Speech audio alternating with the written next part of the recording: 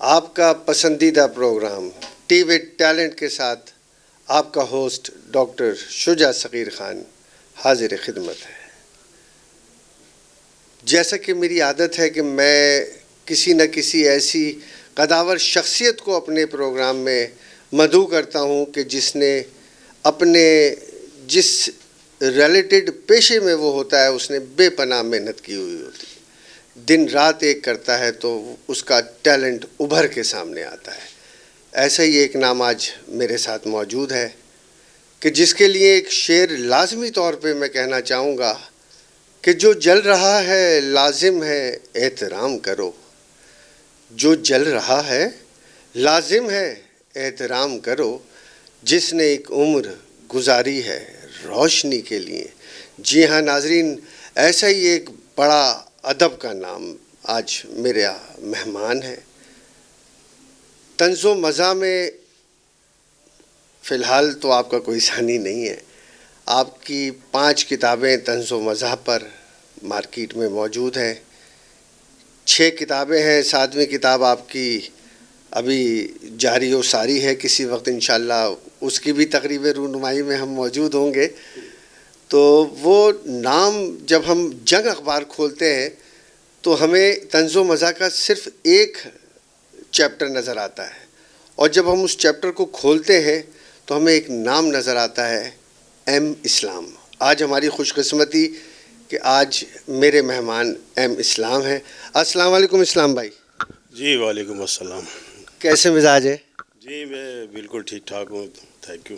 اچھا، یہ حکیم شرارتی کا ذہن میں آپ کے کیسے آیا تھا؟ کیونکہ میں تو یہ سمجھتا ہوں کہ جنگ میں طنز و مزاح تو بہت کم ہے، جیسے انور شعور صاحب کا ایک قطعہ ہوتا ہے ڈیلی اور دنیا اسے پڑھتی ہے، اسی طریقے سے آپ کا جو کالم ہے وہ ادبی دنیا میں بے انتہا مشہور ہے، اس میں ایک حکیم شرارتی کا ایک کردار ہے، وہ کیسے آپ کے ذہن میں آیا تھا؟ پہلے تو میں آپ کا شجاع صاحب، آپ کا اور آپ کی ٹیم کا اور آپ کے پورے چینل کا شکر گزار ہوں کہ آپ نے مجھ سے گفتگو کرنے کا موقع دیا مجھے، اور اپنے خیالات اپنے قارئین تک پہنچانے کا ایک اچھا موقع میسر آیا۔ اب میں آپ کے سوال کی طرف آتا ہوں تو میں یہ عرض کرنا چاہوں گا کہ اگر آپ اردو مزاح نگاری کی تاریخ پر نظر ڈالیں تو آپ دیکھیں گے کہ ہر مزاح نگار، ہر بڑا مزاح نگار کسی نہ کسی کردار کو ضرور تخلیق کرتا ہے، اور یہ بھی دیکھا گیا ہے کہ بعض کردار بے انتہا مشہور ہو جاتے ہیں، اور مزاح نگار کی ایک کامیابی یہ تصور کی جاتی ہے کہ اس نے ایسا کردار تخلیق کیا کہ جو پاپولر ہوا۔ فاروق قیصر کا جی فاروق قیصر کا ہے، یا مشتاق یوسفی کے عبدالقدوس ہیں، ودود بیگ ہے نا، اس طرح اور بہت سارے ہیں۔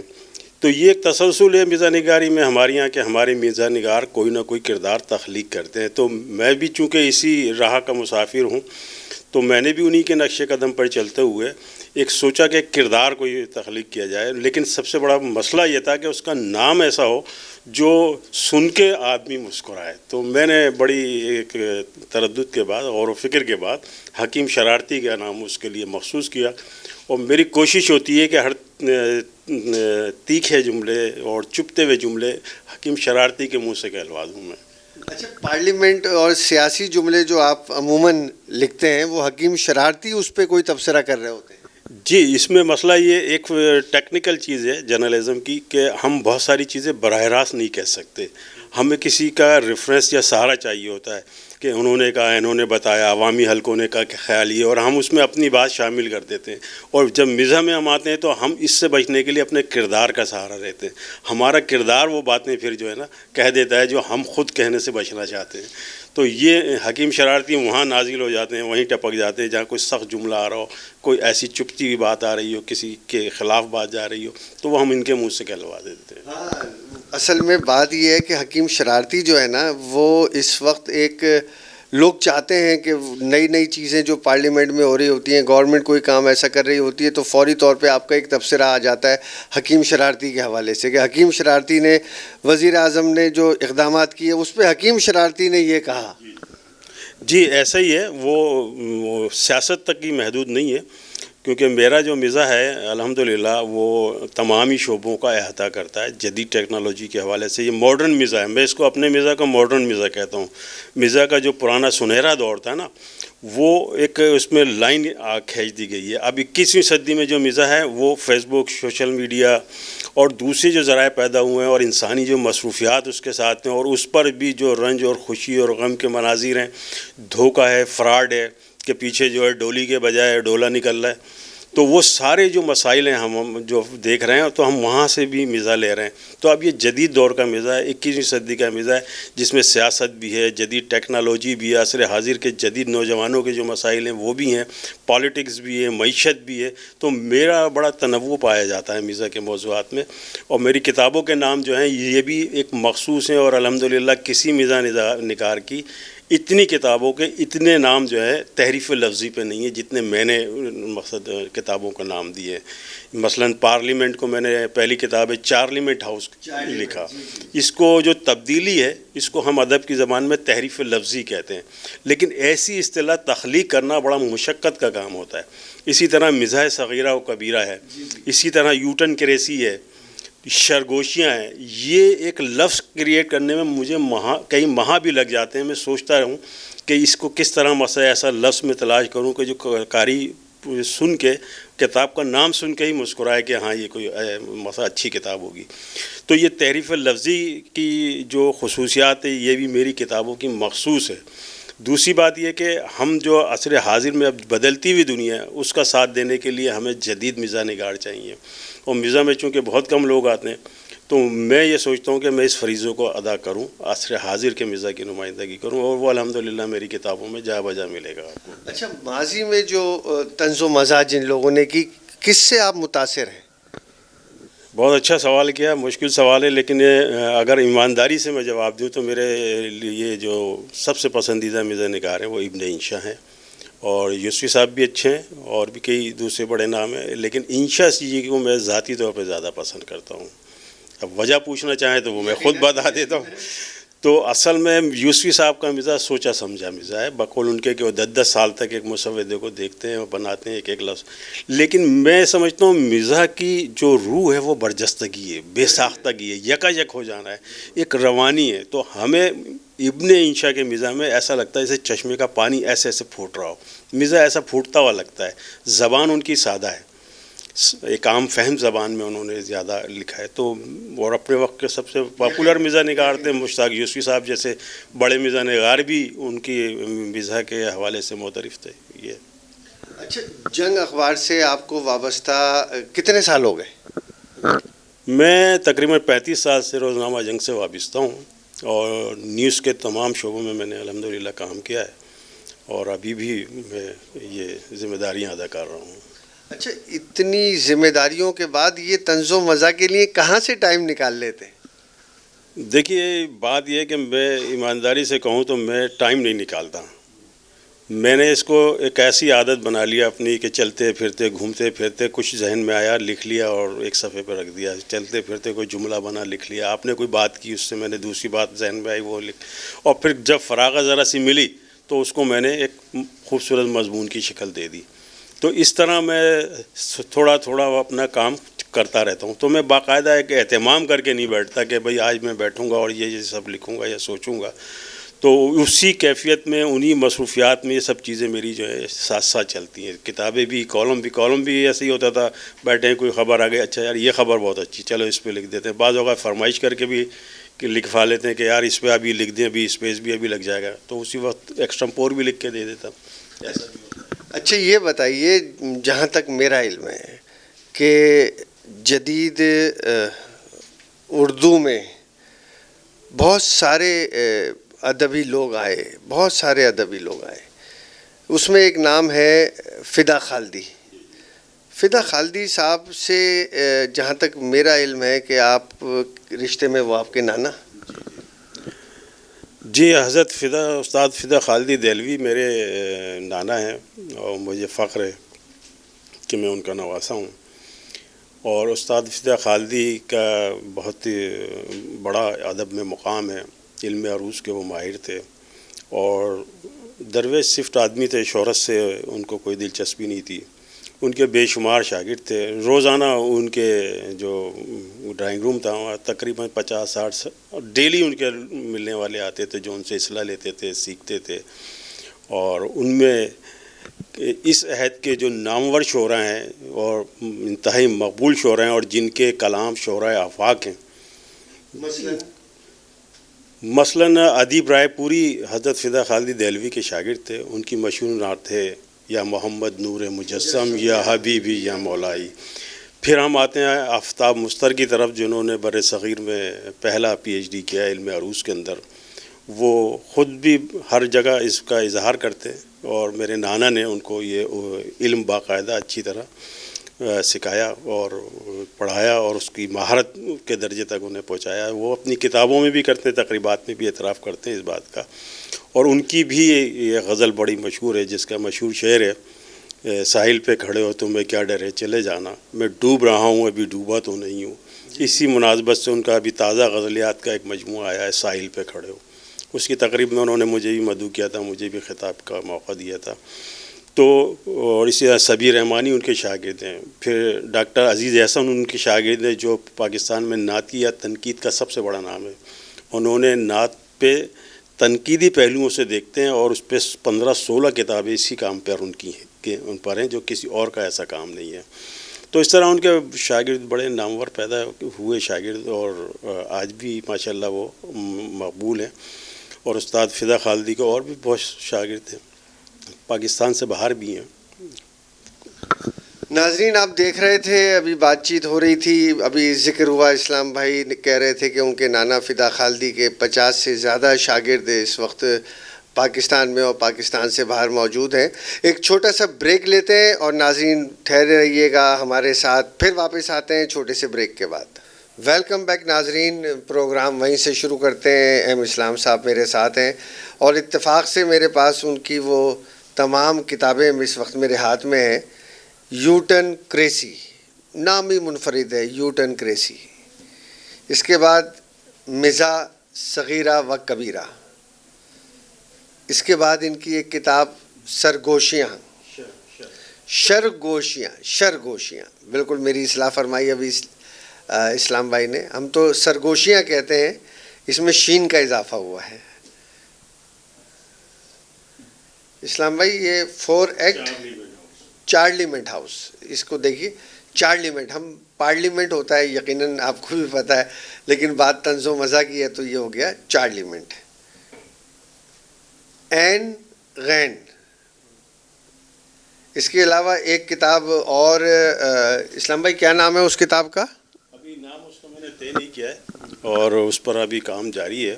انشاءاللہ نیکسٹ ایئر آئے گی, کیونکہ میری تسلسل کے ساتھ گزشتہ 5 سال سے 5 کتابیں آئی ہیں. تو پہلے ویسے تو چارلیمنٹ ہاؤس 97 میں آئی تھی, اس کے 3 ایڈیشن جب چھپے تھے, اور اب یہ 4تھا ایڈیشن ہے, یہ فرید پبلیشر نے چھاپا ہے. تو اس کو ملا کے 5 سال میں میری یہ 5 کتابیں آئی ہیں. اچھا, عصر حاضر میں جو اس وقت موجودہ مزاح نگار ہیں, ایک تو آپ ہیں ہی معتبر نام, اور کوئی نام؟ ہاں بہت سارے لوگ ہیں, لکھ رہے ہیں, اچھا مزاح لکھ رہے ہیں. اور کراچی کی حد تک اگر آپ بات کرتے ہیں تو پنجاب میں بھی ویسے بہت اچھے مزاح نگار ہیں, لکھ رہے ہیں. ہاں ڈاکٹر اشفاق ورک ہے پنجاب میں, لکھ رہے ہیں. نوخیز اختر اچھا لکھ رہے ہیں. عطا قاسمی ہے, اور ڈاکٹر ذوالفقار ہیں اسلام آباد میں. ان سے روابط بھی ہیں میرے. سلام دعا بھی پاکستان لیول پہ جو ہیں ان سے کافی لوگوں سے رہتی ہے میری.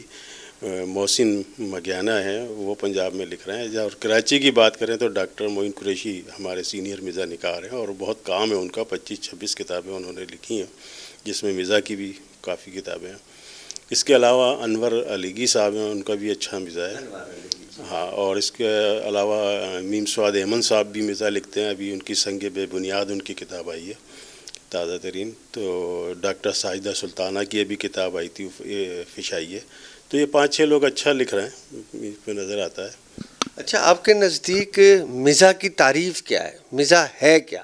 اس کی اصل تعریف کیا ہے؟ دیکھیں, مزاح جو ہے نا وہ معاشرتی ناہمواریاں ہوں یا انسانی رویوں کی کجی ہو, مزاح نگار اس کو ایکسپلائٹ کر کے ایسا پہلو نکالتا ہے کہ انسان جو ہے وہ مسکرا جاتا ہے.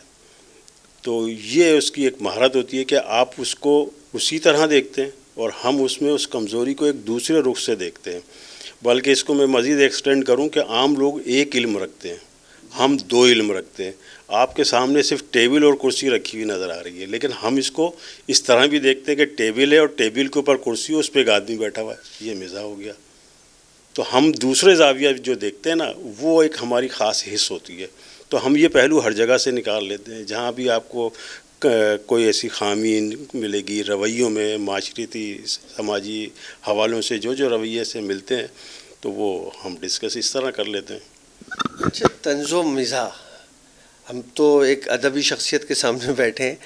اچھا, یہ رائٹنگ, لکھاڑی طنز و مزاح کا, اور اس کے بعد ایکٹنگ, طنز و مزاح کی ایکٹنگ. اچھا, کچھ ایکٹر ایسے تھے جنہوں نے طنز و مزاح میں بڑا نام بنایا, بہت پاکستان کے لیجنڈ بن گئے, جیسے لہری صاحب تھے, معین اختر صاحب تھے, ابھی الحمدللہ انور مقصود صاحب اللہ انہیں حیاتی دے وہ موجود ہیں.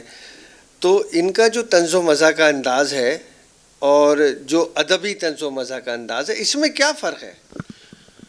بہت اچھا سوال آپ نے کیا. اس میں ڈفرینشیٹ کرنا بھی ایک ایشو ہے, لیکن یہ ایک حقیقت ہے کہ ادبی مزاح لکھنا ایک ڈفرینٹ کام ہے اور مشکل کام ہے اور ایک سنجیدہ کام ہے. بلکہ ہم مزاح کی بات کرتے ہیں تو لوگ اس کو لائٹ لیتے ہیں اور بعض اوقات غیر سنجیدہ لیتے ہیں, لیکن مزاح لکھنا از خود ایک بہت سنجیدہ کام ہے. اور اکثر آپ دیکھیں گے مزاح نگار بھی خود بہت سنجیدہ ملیں گے آپ کو. تو میرا مطلب کہنے کا یہ تھا کہ ادبی مزاح کا رنگ الگ ہوتا ہے, سنجیدگی الگ ہوتی ہے, اس کا ایک دائرہ الگ ہوتا ہے, اور یہ ایک الگ شعبہ ہے. اور کامیڈین ہونا اور مزاح ایک اداکار کے حوالے سے ہو رہا, وہ ایک ڈفرینٹ چیز ہے. اس کا سب سے بڑا درد سر ہوتا ہے وہ اپنے ناظرین کو کیسے مطمئن کرے. اگر آپ تھیٹر میں بیٹھیں تو وہ کوئی بھی ہلکی, یا کہنا چاہیے کہ پھکڑ پن کہہ لیجیے آپ اس کو, یا کوئی ایسی ہلکی سی بات کر کے غیر معیاری, وہ لوگوں کو ہنسائے گا, اس کا ٹارگٹ سامنے بیٹھا ہوا کاری ہے. لیکن مزاح نگار اس سے بہت زیادہ آگے سوچتا ہے, بہت زیادہ ایشوز پہ سوچتا ہے, بہت گہری بات سوچتا ہے, بہت سنجیدہ ہے. اس کے سامنے کاری وہ نہیں بیٹھا ہوا سامعین, وہ اپنے کاری کو جو دے رہا ہے وہ سوچ سمجھ کے دے رہا ہے اور صاف ستھرا دینے کی کوشش کر رہا ہے. تو مزاح کی یہ کمزوری ہے کہ لوگ فحش قسم کا ایک راستہ اپنانے کی کوشش کرتے ہیں. تو ہمیں دیکھیں اسٹیج پر اس طرح کے جملے, اس طرح کی باتیں ہمیں زیادہ نظر آتی ہیں کتابوں کے مقابلے میں. اور بہت سے مزاح نگار اس طرف جاتے بھی ہیں تو لوگ انہیں قبول نہیں کرتے. پہلا اعتراض یہ ہوتا ہے کہ ان کے مزاح میں جو ہے نا صاف ستھرا مزاح نہیں ہے. تو اچھا, انور مقصود صاحب کا جو طنز و مزاح ہے, انور مقصود صاحب کا, وہ لامحالہ ادبی بھی لکھتے ہیں. ان کے کئی پہلو ہیں, انور مقصود صاحب کی تحریر کے کئی پہلو ہیں. ان کے طنز و مزاح پہ ایکٹنگ بھی ہوتی ہے, ان کے طنز و مزاح پہ پروگرام بھی ہوتے ہیں, اور ان کا طنز و مزاح اخبار میں بھی کالم کی صورت میں آتا ہے. تو آپ کیا سمجھتے ہیں ان کا جو طنز و مزاح ہے اور یہ جو ادبی طنز و مزاح ہے جو آپ لکھتے ہیں, اس میں اس کو ڈفرینشیٹ کس طرح کریں گے؟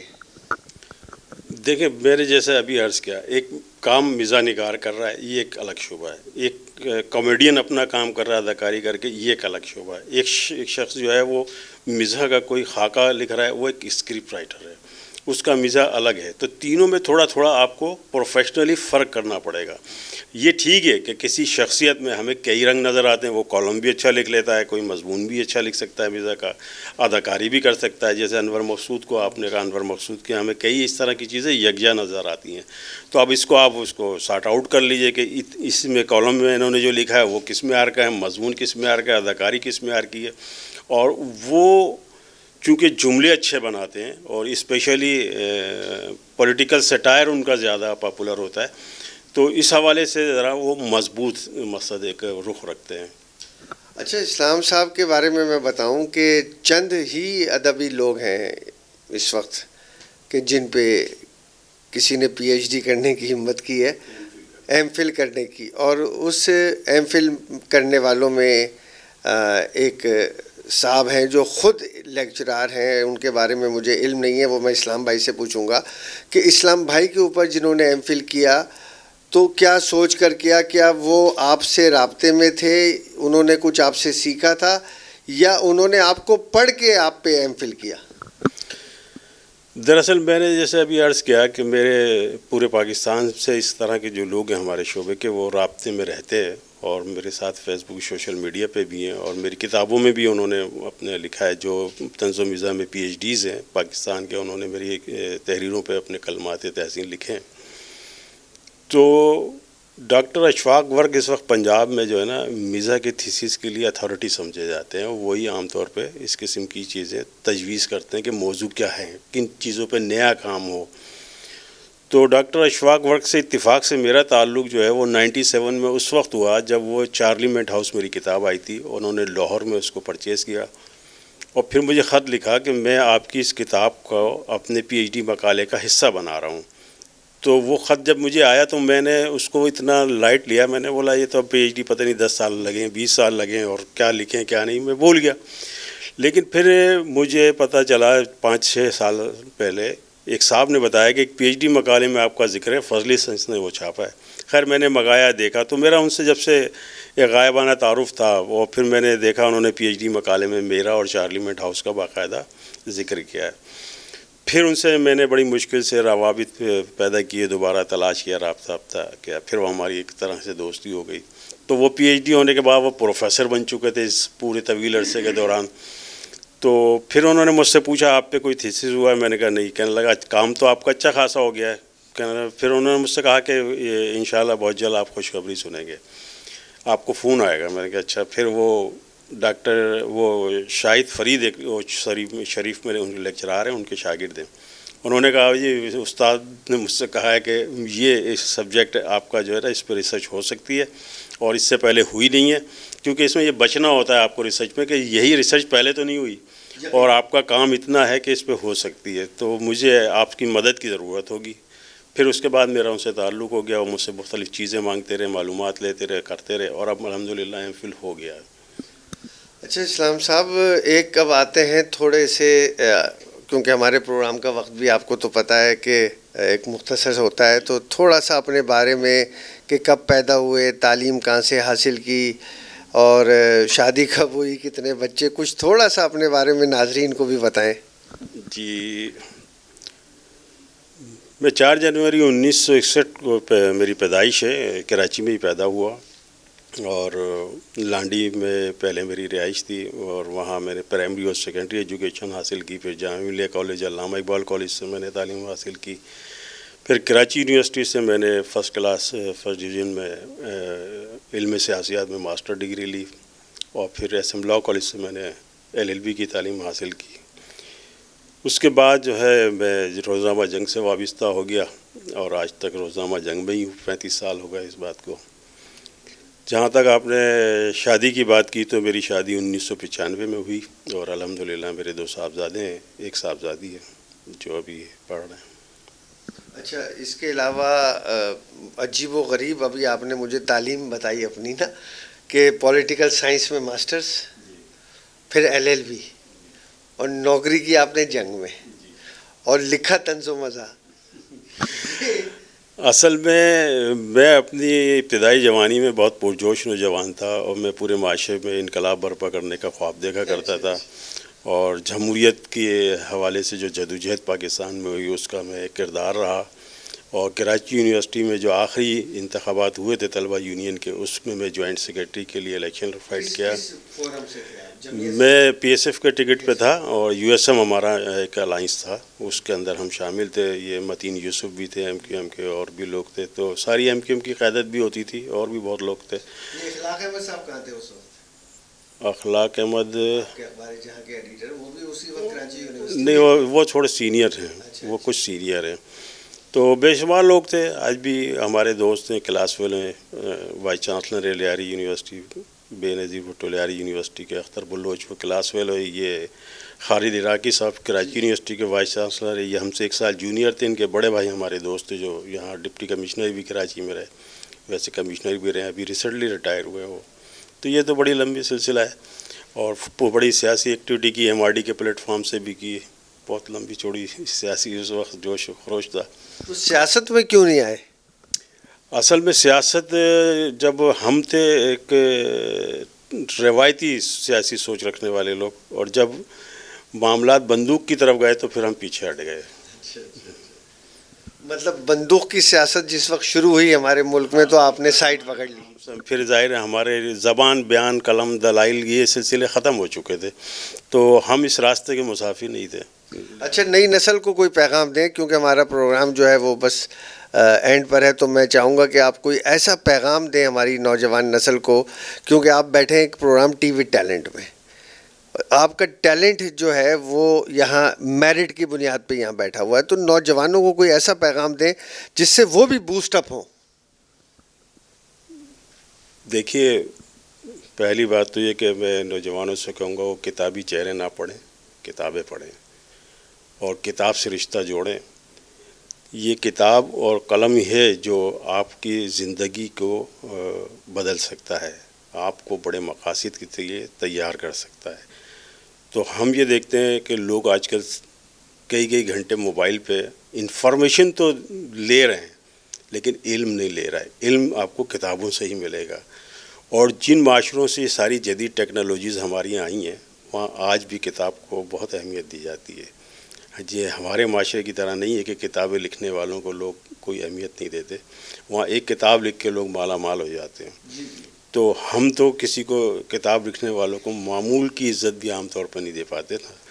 تو جو محنت کرے گا, جو پڑھے گا, لکھے گا وہی آگے بڑھے گا. تو آپ بھی ایسے ہی کیجیے. پاکستان کو کہاں دیکھ رہے ہیں؟ کس حوالے سے؟ ترقی کی جانب, ترقی کی.